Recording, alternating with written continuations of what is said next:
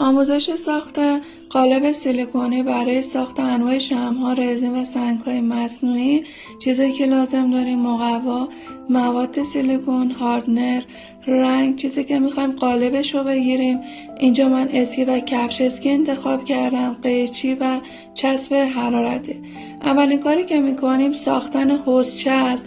حوضچه چیزی که مواد سیلیکون رو داخلش میریزیم و قالبش رو درست میکنیم.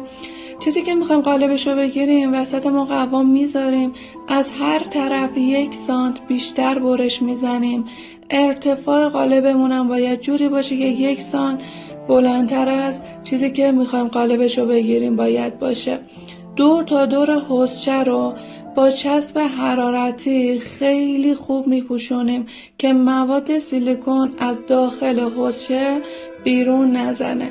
این از آموزش ساخت حوضچه برای ساخت قالب سیلیکونی.